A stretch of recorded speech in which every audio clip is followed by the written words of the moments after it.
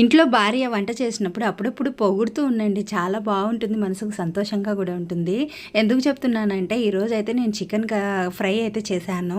మా ఇంట్లో వాళ్ళు చాలా మెచ్చుకున్నాడు. చాలా సార్లు అన్నారనమాట, చాలా బాగుంది ఈరోజు చికెన్ కర్రీ అయితే, అదే ఫ్రై అనేది చాలా బాగా చేసావు అన్నారనమాట.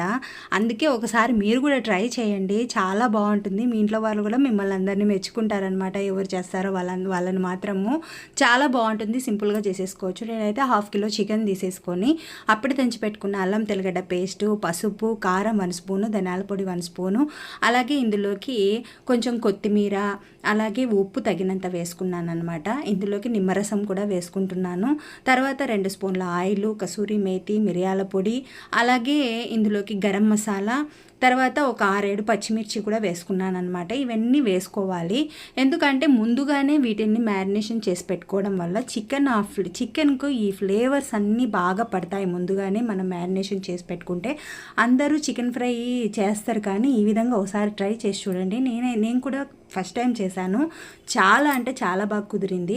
తర్వాత ఇందులోకి కట్ చేసి పెట్టుకున్నటువంటి ఎర్రగడ్డ ముక్కలు, నేనైతే ఒక 3 ఎర్రగడ్డలు మిడిల్ సైజు తీసుకొని ఈ విధంగా కట్ చేసుకొని వేసుకున్నాను అనమాట. తర్వాత ఇందులోకి కొత్తిమీర కూడా వేసేసుకొని ఒకసారి బాగా కలిపి పెట్టేసేసి మూత పెట్టేసి ఒక 1/2 అవర్ మ్యారినేషన్ చేసుకోవాలన్నమాట.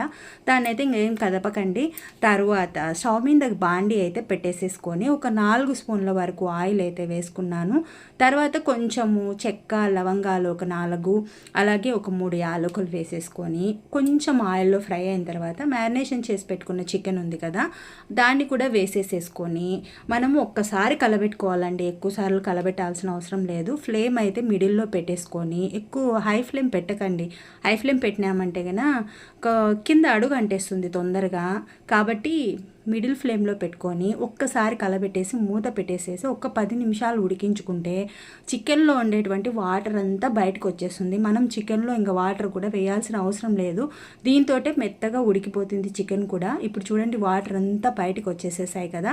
ఈ వాటర్ అంతా పోయేంత వరకు ఇప్పుడు మనం హై ఫ్లేమ్ పెట్టేసేసుకొని వేయించుకోవాలన్నమాట. ఆ వాటర్ అంతా ఎమిరిపోయి చికెన్కు ఆ గుజ్జు అంతా బాగా పడుతుంది.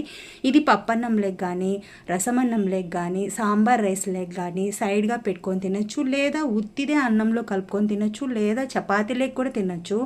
చాలా టేస్టీగా ఉంటుంది. తర్వాత లాస్ట్లో నేనైతే కొంచెం కొత్తిమీర, కరివేపాకు వేసేసుకొని దీన్ని దించుకున్నాను అనమాట. అంతే, చాలా సింపుల్గా అయిపోతుంది. అప్పుడప్పుడు భార్యను పొగుడుతూ ఉంటే వాళ్ళు ఎంత హ్యాపీగా ఫీల్ అవుతారో ఒకసారి మీరు చెప్పి చూడండి. ఎనీవే, ఈ వీడియో అయితే మీకు నచ్చిందని అనుకుంటున్నాను. నచ్చిన వాళ్ళు తప్పకుండా లైక్ చేసి మీ ఫ్యామిలీ ఫ్రెండ్స్ అందరికీ షేర్ చేయండి. సబ్స్క్రైబ్ చేసుకోవడం మాత్రం మర్చిపోవద్దు.